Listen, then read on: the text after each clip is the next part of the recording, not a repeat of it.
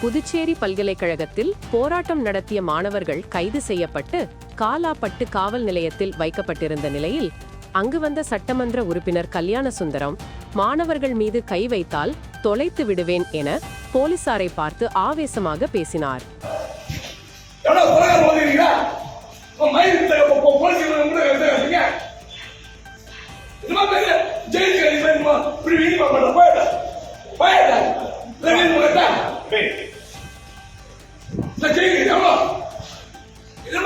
மாணவர்கள் தான் வந்து எடுத்து ஒதுக்கிறீங்க.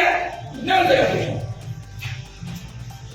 அவன் ஸ்டூடெண்ட்ஸ் அவனை எடுத்து வச்சு காட்டுறீங்க, அடிக்கிறீங்க, இடிக்கிறீங்க, வித்த காட்டுறீங்க. என்னமா ஜெயிலுக்கு ஏற்ற மாதிரி உன்னால தள்ளுறீங்க. தொலைச்சோம் சொல்றாங்க.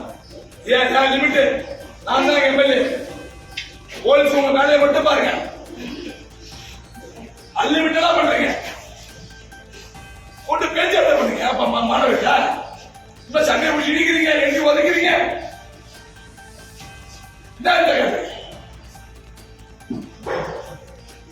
ரிலீஸ் பண்ணி இன்ஸ்பெக்டர் வர பாருங்க.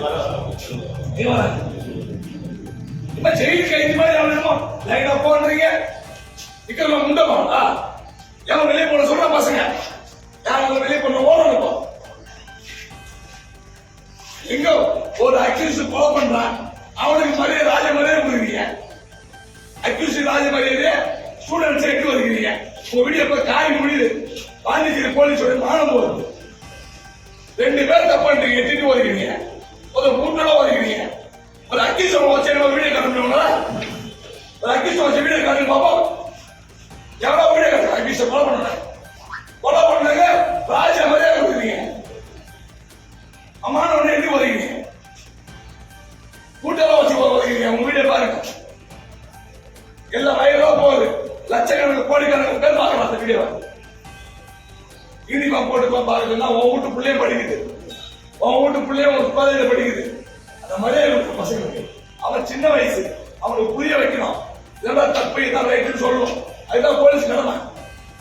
அவனை ஒதுக்கிறது எட்டு வைக்கிறது. இப்ப ஈராய்சம் பண்றீங்க போலீஸ். ரிலீஸ் பண்ண சொல்லியிருக்காரு.